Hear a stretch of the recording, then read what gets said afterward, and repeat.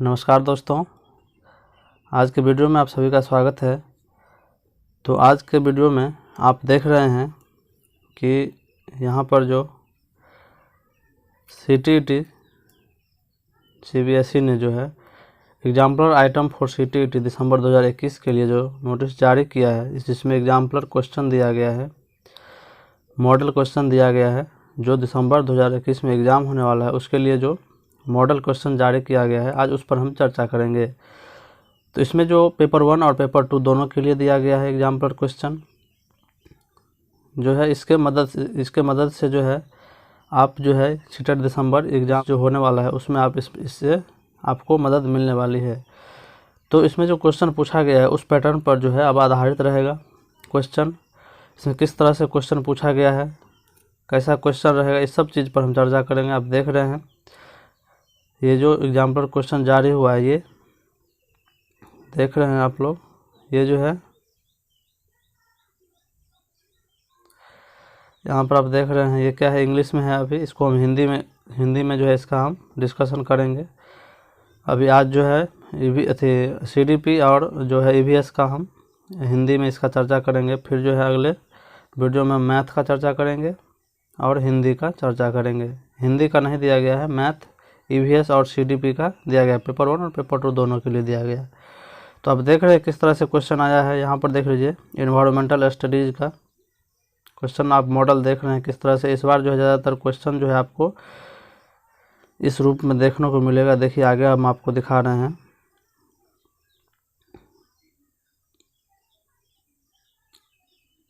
आप देख रहे हैं क्वेश्चन, ज़्यादातर क्वेश्चन आपको इस रूप का देखने का मिलेगा। ये जो है यहाँ पर देख रहे हैं इस रूप का क्वेश्चन जो ज़्यादातर मिलेगा।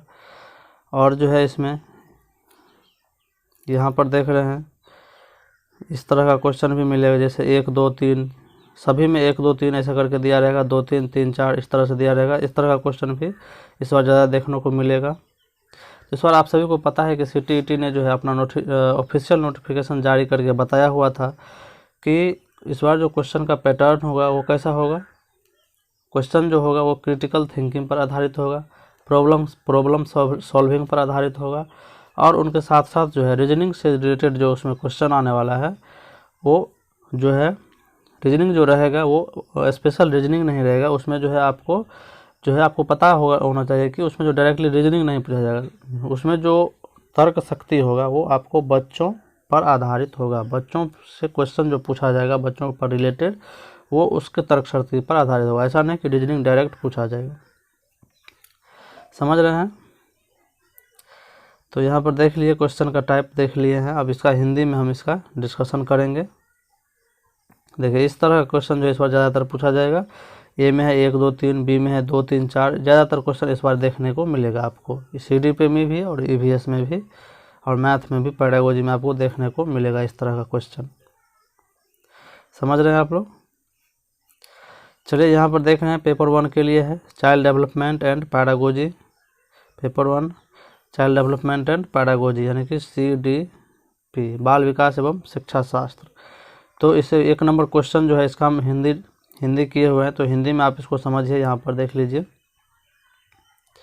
यहाँ पर है कि किसी काम के दौरान साइना अपने आप से इस बारे में बात कर रही है कि वह किस तरह काम पर आगे बढ़ सकती है। देख लीजिए वहाँ पर क्या बोले, किस तरह से काम पर आगे। तो यहाँ पे आ गया भाषा के बारे में लेव वाइगोत्स्की। यहाँ पे वाइगोत्स्की के बारे में पूछा गया है कि विचारों के अनुसार इस प्रकार का निजी भाषा एक है डैश का चिन्ह। तो आपको पता होना चाहिए कि बच्चों जब अकेले में बातें करता है तो पियाजे ने उसको क्या बोला है, अहं केंद्रित भाषा। अहं केंद्रित भाषा। और जो है वाइगोत्स्की इसको क्या बोले हैं, व्यक्तिगत वार्ता बोले हैं। क्या बोले हैं, व्यक्तिगत वार्ता, या स्वयं से जो है बात हो रहा है, व्यक्तिगत वार्ता या फिर स्वयं विनिमय, इसको क्या बोला है, या स्वयं विनिमय। तो देख लिए किसी काम के दौरान जब बच्चा अपने आप में अकेले बातें करता है तो वो अपने काम को क्या वाइगोत्स्की बोलते हैं कि वो अपने काम को क्या कर रहे होते हैं, दिशा दे रहे होते हैं, समझ गए। तो उसको वाइगोत्स्की ने क्या बोले हैं, व्यक्तिगत वार्ता बोले हैं, या इसको स्वयं विनिमय भी बोल सकते हैं, समझ गए।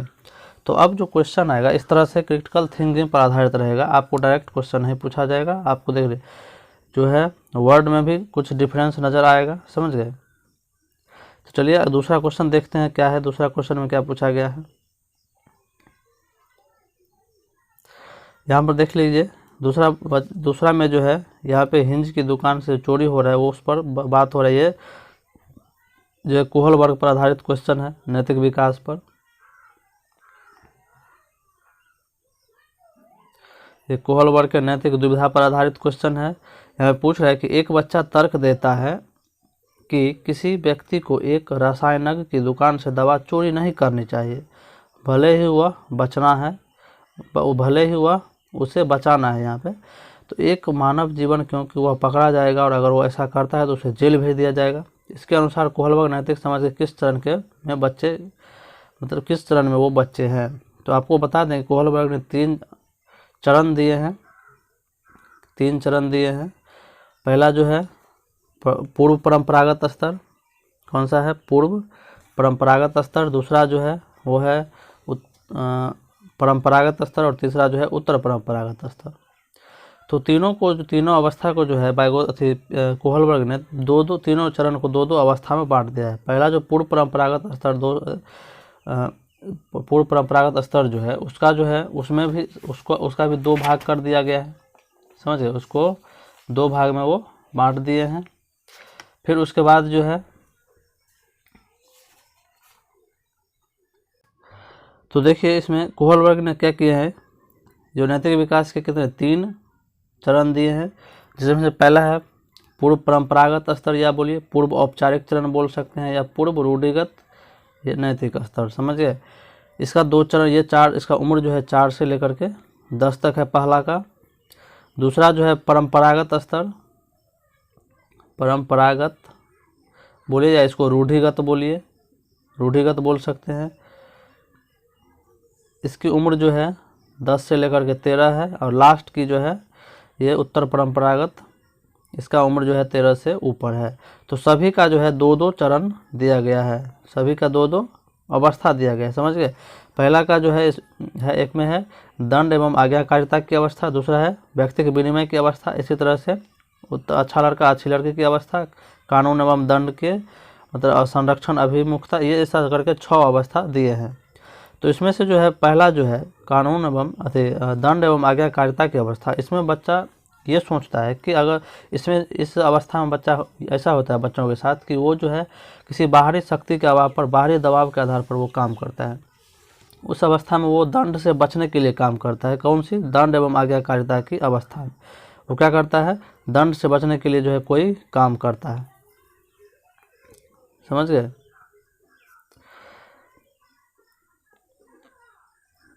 तो इसका ऑप्शन क्या हो जाएगा, इसका ऑप्शन हो जाएगा दंड और आज्ञाकारिता की अभिमुखता। इसमें समझ गए, जब बच्चा दंड एवं आज्ञाकारिता उन्मुखता में की अवस्था में रहता है तो वो उस अवस्था में क्या करता है, बाहरी दबाव के आधार पर वो काम करता है, जैसे मम्मी पापा उसको डांटे नहीं, उस आधार पर वो काम करता है, समझ गए।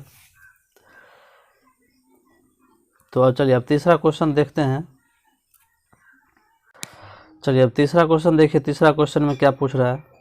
यहाँ पर दूसरा में आप देख लिए कि ये क्या है, दंड और आज्ञाकारिता अभिमुखता पर आधारित है, समझ गए। बच्चा इसमें दंड एवं आज्ञाकारिता अभिमुखता में बच्चा क्या करता है, बाहरी दबाव पे आकर के वो काम करता है, दंड से बचने के लिए काम करता है, समझ गए। इसीलिए इसमें बोल रहा है कि बच्चा कि अगर वो पकड़ा जाएगा तो जेल भेज दिया जाएगा, इसका मतलब उसे दंड का भय है, समझ गए। चलिए अब देखिए इसमें तीसरा में निम्नलिखित प्रश्नों में से कौन सा बच्चों को महत्वपूर्ण सोच शामिल होने के लिए आमंत्रित करता है। बोला है कि निम्नलिखित प्रश्नों में से कौन सा बच्चों को महत्वपूर्ण सोच शामिल होने के लिए आमंत्रित करता है, जिसमें बच्चों को सोचने के लिए जो मतलब अच्छा, इसमें से कौन सा सबसे बेहतर उदाहरण मतलब आंसर है जिसमें बच्चा मतलब अच्छा तरह से सोच सके। इसमें एक में देखिए, क्या आप इसका जवाब जानते हैं, इस सवाल के लिए सही जवाब क्या है। 3 में है आप सभी के लिए स्पष्ट अवधारणा है। और डी में है इसको हल करने के लिए अलग अलग तरीके क्या है। तो 3 का ऑप्शन क्या हो जाएगा इसमें, देखिए इसमें तो ज़्यादातर सोचने वाला है नहीं। इस सवाल के लिए सही जवाब क्या है, इसका भी सोचने के लिए जवाब नहीं है ज़्यादातर। आप सभी के लिए एक विशिष्ट अवधारणा है, इसमें भी ज़्यादातर सोचने का काम नहीं हो रहा है। इसमें देख लिए 4 में इसको हल करने के लिए अलग अलग तरीके क्या है, तो इसमें बच्चों को सोचना पड़ेगा ज़्यादा, समझ गए। तो जो सबसे बेहतर होगा उसको आपको चुनना पड़ेगा।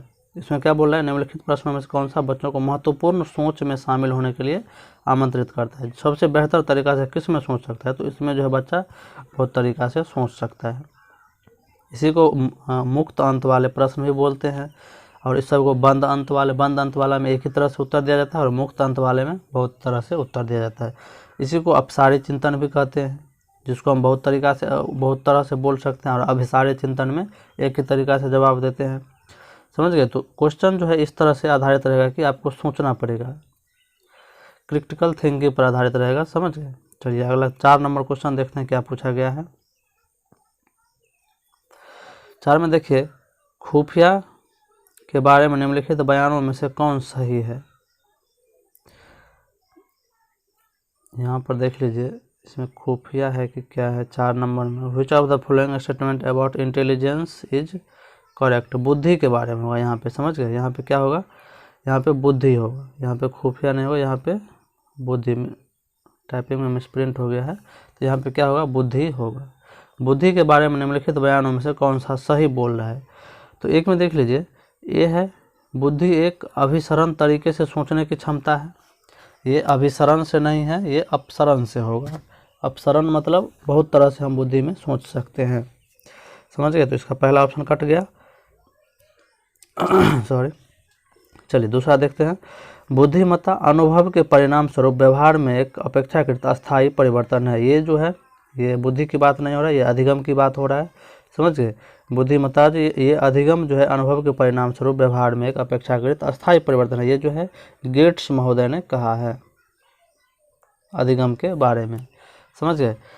सी में है इंटेलिजेंस यह है कि यानी बुद्धि यह है कि एक व्यक्ति विशेष रूप से कितना अच्छा होगा भविष्यवाणी करने में मदद कर सकता है। ये भी गलत बात है। भविष्यवाणी ज़्यादातर इसमें हम बुद्धि से भविष्यवाणी कर सकते हैं, लेकिन उतना ये ज़्यादा इम्पोर्टेंट है नहीं।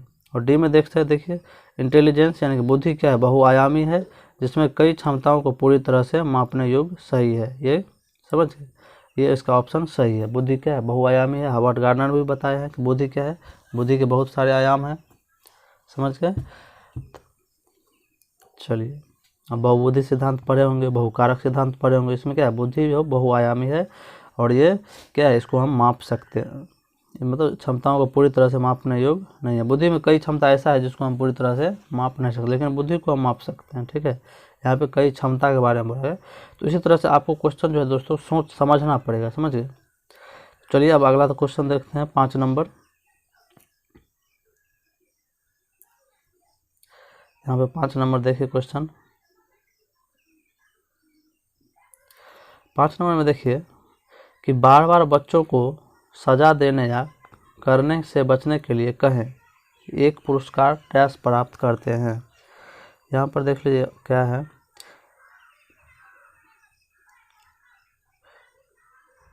Repeatedly asking children to engage in learning activities either to avoid punishment or gain a reward, यानी कि दंड और इसमें दंड और पुरस्कार की बात हो रही है। बार बार बच्चों को सजा देने या करने से बचने के लिए कहें, तो पुरस्कार उसके लिए क्या है बताइए। तो ये एक है बाहरी प्रेरणा घट जाती। पुरस्कार देने से क्या होता है कि बाहरी प्रेरणा घट जाती है, ये तो होगा नहीं। सी में है आंतरिक प्रेरणा बढ़ता है। ये जो है पुरस्कार से जो है, पुरस्कार ज़्यादातर बच्चों को हमें जो है आंतरिक प्रेरणा बढ़ता है, तो इसमें ये ज़्यादातर ये ऑप्शन इतना अच्छा है नहीं। सी में है बच्चों को अपने स्वयं के विकास के लिए ज्ञान और कौशल प्राप्त करने के लिए प्रोत्साहित करेगा, ये तो अच्छा ऑप्शन है। चलिए डी में देखते हैं, सीखने में शामिल बच्चों को स्वाभाविक रुचि और जिज्ञासा कम हो जाती है। तो यहाँ पर देख लीजिए ये जो है 5 में है पुरस्कार देने से जो है, ये सही बात है कि स्वाभाविक रुचि और जिज्ञासा जो है, बार बार अगर पुरस्कार दे रहे हैं बच्चों को तो उसमें जो है स्वाभाविक रुचि और जिज्ञासा क्या हो जाएगा, कम हो जाएगा। तो इसका सबसे बेहतर ऑप्शन क्या हो जाएगा, डी ऑप्शन हो जाएगा। आप जो है इसमें पुरस्कार में ये भी मार सकते हैं कि आंतरिक प्रेरणा बढ़ता है, तो आपका आंसर गलत हो जाएगा। यहाँ पे ये भी मार सकते हैं, लेकिन प्रोत्साहित वाला उत्तर होता है, ये पता है आपको, लेकिन ये इसमें होगा नहीं। ये जो है इसमें उसकी जो स्वाभाविक, आप अगर बच्चों को बार बार पुरस्कार दे रहे हैं तो ऐसा होगा कि उसमें स्वाभाविक रुचि जो है वो जिज्ञासा कम होने लगेगा। ठीक है, चलिए अब 6 नंबर देखते हैं। तो 6 में देखिए क्या है, शिक्षक विनोद देख रहा था क्योंकि वह एक मॉडल बनाने में लगी हुई थी। मॉडल एक था, यानी शिक्षक जो है विनोद को देख रहा था क्योंकि वह एक मॉडल बनाने में लगी हुई थी। शिक्षक यहाँ पे है, शिक्षक विनोद को देख रहा था, यहाँ पे को होगा। तो मिर्ज़ापुर और मॉडल क्या था देख लीजिए, मिर्ज़ापुर और विनोद नगर की प्रकृति ने प्लास्टर द्वारा एक नई एक तारा परिवहन प्रणाली का निर्माण किया था। पेरिस की उन्होंने प्रस्तावित परिवहन नेटवर्क का एक नया मानसिक मानचित्र बनाकर उसका अनुवाद किया था। देख रहे हैं आप किस तरह से क्वेश्चन पूछ रहा है। शहर के प्रमुख जंक्शनों को जोड़ने वाली प्रतिकृति विनोद हमें किस का एक उदाहरण प्रस्तुत करता है। यहाँ पे खुफिया के निम्नलिखित प्रकार, यहाँ पे खुफिया नहीं होगा, यहाँ पे आप देख लीजिए क्या होगा, 6 का इंटेलिजेंस यानी कि बुद्धि होगा। यहाँ पर क्या होगा, यहाँ पे ये बुद्धि का कौन सा प्रकार है। तो एक में देख लीजिए, ए में है कनेस्टेटिक इंटेलिजेंस, बी में है अंतर्व्यक्तिक बुद्धि, सी में है स्थानिक बुद्धि और डी में है भावात्मक बुद्धि। ये है हार्वर्ड गार्डन के द्वारा दिया गया है। तो स्थानिक बुद्धि में वो बच्चे जो है वो किसी स्थान के बारे में जो है बैठे बैठे वो सोच सकता है, स्थानिक बुद्धि वाले बच्चे। इसका ऑप्शन क्या हो जाएगा, सी हो जाएगा। भावात्मक बुद्धि होगा नहीं, अंतर्व्यक्तिक बुद्धि ये होगा नहीं, इसमें क्या हो जाएगा, स्थानिक बुद्धि हो जाएगा। स्थानिक बुद्धि में बच्चे किसी स्थान के बारे में अच्छे से वो सोच सकते हैं, समझ गए। तो यहाँ पर वो स्थान के बारे में ही चर्चा हो रहा है, समझ गए, नई जगह की चर्चा हो रहा है इसमें, परिवहन प्रणाली का वो निर्माण कर रहा था, इसीलिए इसमें ऑप्शन नंबर क्या हो जाएगा, सी हो जाएगा। चलिए अब 7 नंबर क्वेश्चन देखते हैं। देख लीजिए, निम्नलिखित में से कौन सा रचनात्मकता का मुख्य आधार है। रचनात्मकता का मुख्य आधार कौन सा है। ए में देखिए, एक में है व्यक्तिगत, इस तरह का क्वेश्चन इस बार बहुत ज़्यादा आने वाला है दोस्तों, इसलिए इसका प्रैक्टिस करना बहुत जरूरी है। व्यक्तिगत शिक्षार्थी सक्रिय रूप से ज्ञान और कौशल का निर्माण करते हैं। व्यक्तिगत शिक्षार्थी, जानकारी हमारे मस्तिष्क की रचनाओं के अंतर्गत ही विद्यमान है। और सी में 3 में देखिए, शिक्षार्थी के व्यवहार को शिक्षा सुनिश्चित करने के लिए प्रबलित होना चाहिए। और यहाँ पर देख लीजिए, शिक्षा सामाजिक रूप से मध्यस्थता की प्रक्रिया, यहाँ पे 4 होना चाहिए, समझ गए। तो इसमें ऑप्शन में देख लीजिए इधर क्या सब है, तो इस तरह से हम मिला लेंगे। यहाँ पर जो है 1 2 3 है, 2 3 4 है, 2 1 2 1 3 4 है, इस तरह से है। तो ये जो देख रहे हैं ये जो है कुछ नहीं है, समझ गए। तो चलिए अब कौन सा ऑप्शन जो है इसमें 1 3 4 है, ये आंसर इसमें कुछ गलत हो रहा है। तो यहाँ से हम पहला तो ठीक है, 1 2 3 है, 2 3 4 है, यहाँ पर 2 3 और 4 होगा। और इसमें जो है क्या होगा, 2 3 1 3 4 होगा। इसमें 1 3 और 4 होगा। इसमें जो है 1 2 और 4 होगा, 1 2 और 4। तो इसमें समझने वाली बात यह है कि इसको हमें समझना पड़ेगा। देख लीजिए क्वेश्चन, तो आप देख लीजिए कि रचनात्मकता का मुख्य आधार क्या है, यानी सोचने पर आधारित है। तो चलिए हम इसका आंसर देखते हैं क्या होगा। एक में देख लीजिए, व्यक्तिगत शिक्षार्थी सक्रिय रूप से ज्ञान और कौशल का निर्माण करते हैं। ये तो सही बात है, सभी विद्यार्थी अपने ज्ञान का निर्माण खुद करते हैं, ये तो 1 नंबर सही बात है। तो एक किस किस ऑप्शन में है वो देख लीजिए, छांटने का हम बता रहे हैं अच्छा तरीका। तो एक इसमें भी है, और ए में है, सी में है और डी में है। तो तीनों में ए है, एक है। तो अब देखते हैं अगला क्वेश्चन, अगला देखते हैं, ये 2 2 में देखिए, जानकारी हमारे मस्तिष्क की रचनाओं के अंतर्गत ही विद्यमान रहती है। सही बात है, जानकारी जो हमारे मस्तिष्क में ही रहती है, मस्तिष्क के बाहर हाथ पैर थोड़ी में जानकारी रहता है, ये क्या रहता है हमारे मस्तिष्क में, मतलब क्या रहता है, बैठा रहता है, ये हमारे संज्ञान के रूप में बैठा रहता है। चलिए, तो इसका 2 ऑप्शन भी सही, 2 देखिए किस किस में है, ए में भी है और जो यहाँ पर देख रहे हैं डी में भी है। तो ये 2 ऑप्शन तो कट गया, बी और सी कट गया, अब बचा ए और डी। तो ए और डी में देख लीजिए। अब है तीसरा, देख लीजिए, शिक्षार्थी के व्यवहार को शिक्षा सुनिश्चित करने के लिए प्रबलित होना चाहिए।